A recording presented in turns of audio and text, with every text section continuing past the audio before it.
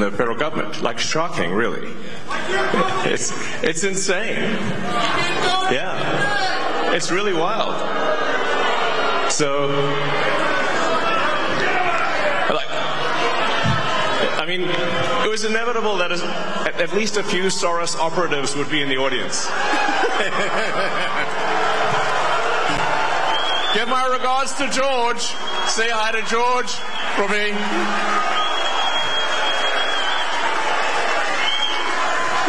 USA, USA, USA, USA.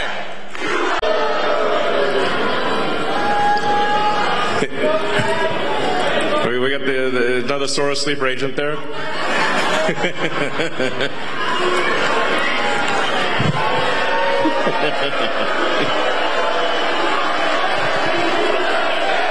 USA, USA, USA, USA. I just want to make sure that I'm understanding this correctly. You've got the richest man in the world, Elon Musk, on stage at this rally in Wisconsin, baselessly attacking George Soros for allegedly spending money to interfere in Wisconsin by hiring protesters, where Elon is literally illegally handing out checks to people in Wisconsin at this very event, which, by the way, is the exact thing that Republicans claim that George Soros does. If Elon Musk was any less self-aware, I don't think he would see his own reflection in a mirror. In fact, I asked Kara Swisher about this exact phenomenon just days ago. Here's what she had to say. Republicans have been really effective more broadly over the decades at finding villains. George Soros has been one, again, for decades. Sure. Is Musk not just the same exact thing, if not worse, on the right as the very thing that Republicans have clutched their pearls about on the left for decades? Well, hello, they went on and on about safety of communications, and they just did the worst thing ever.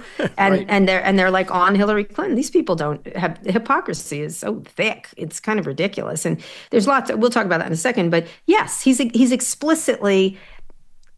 Brian, keep this in mind. Every accusation is a confession with these people. Whatever they say, I'm like, oh, that's what they're doing. Right. So if they accuse someone of something, it's because that's what they're doing. Elon is exactly what they claim to have hated with George Soros. But he's explicit and right in front of you buying elections. That's what he's doing. That's what he's doing in Wisconsin right now. That's what he's doing everywhere. He's straight up paying people to sign a petition in Wisconsin, which is basically just him saying he's buying votes, which is, the same scheme that he pulled in Pennsylvania. And it worked. Let me just tell you, it worked. By the way, well, thank you, Citizens United. It's legal. I'll tell you what, if Elon Musk is that unhappy about billionaires like George Soros dropping money in state elections, then he should tell Republicans to pass some legislation barring big money donors from politics. Hell, name it the Soros Act. But of course he won't, because he doesn't actually care about billionaires meddling in elections when he is the single worst perpetrator of the problem in this entire country. And of course, Elon's performance continued to be a disaster on that stage. But I think the real issue is who's organizing and funding that? Like the same people that organized and funded the infiltrators, who were the hecklers earlier tonight. So it's whoever they are, and I guess we know some of their names, but it's really, Soros and a bunch of others. I'm not sure really sometimes I wonder, what is their goal? Like, what's their aim? I guess, is it communism, I guess, is a part of it, or just, I don't know. What's the left's goal? Is it communism? Yeah, dude, the left's goal is communism. If you're wondering what spending all day retweeting people like Charlie Kirk and Don Jr. on Twitter does to your brain, look no further than Elon Musk. Here's a hint for him, since he's apparently too dim to understand why most of the country hates him. He is cutting healthcare, cutting cancer research, cutting education funding, firing veterans, putting Medicaid and food stamps on the chopping block, gutting the Social Security Administration from the inside, and so much more. All the while, his own companies are getting fat government contracts. He is stealing from the poor to help his own bottom line. Hundreds of millions of people will be impacted while he personally gets richer.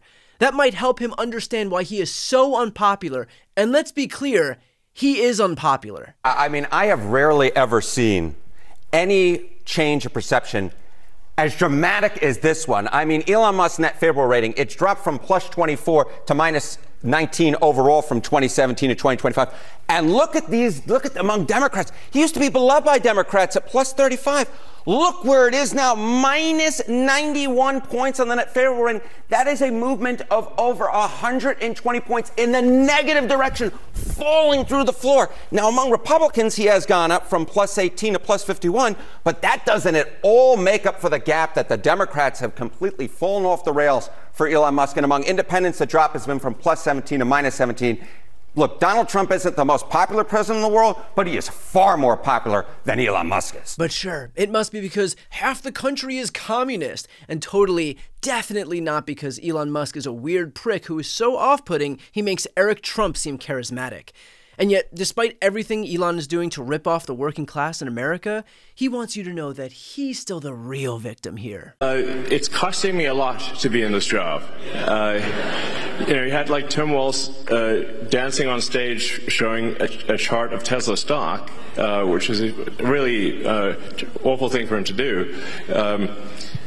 Because what they're trying to do is put massive pressure on me and Tesla, I guess, to I don't know, stop doing this. It's my Tesla stock and the stock of everyone who holds Tesla went roughly in half. I mean, it's a big deal. So not only am I not getting I'm not getting paid, definitely not stealing money, and would never get away with it. But the value of my Tesla stock is in half. So this is a very expensive job, is what I'm saying. But I think it's you're welcome.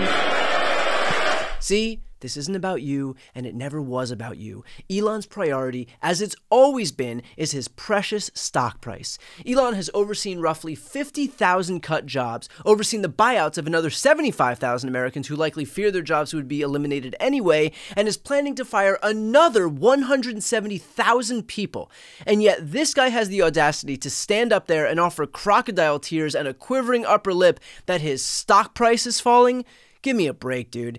If you can fire people at will, including veterans, seniors, doctors, scientists, regular hardworking Americans, then spare us the sob story about how you have less stock assets to borrow against. But I want to throw to one more clip, and it's actually not Elon Musk, it's Sean Duffy, the Secretary of Transportation, who inadvertently said the quiet part out loud while advocating for the audience to vote for the Republican candidate in the Wisconsin Supreme Court race, Brad Schimmel. Get your 5 or 10 friends to the ballot box on Tuesday. And if all of you do that, you get your friends to the ballot box because this is a low voter turnout election. Bring your friends, bring your family, and if you all turn out on Tuesday with your friends, we are going to win in Wisconsin and send a message to the radical left. Don't mess with Trump, don't mess with Doge, don't mess with Elon, and don't mess with Wisconsin. Let's get it done, everybody. God bless.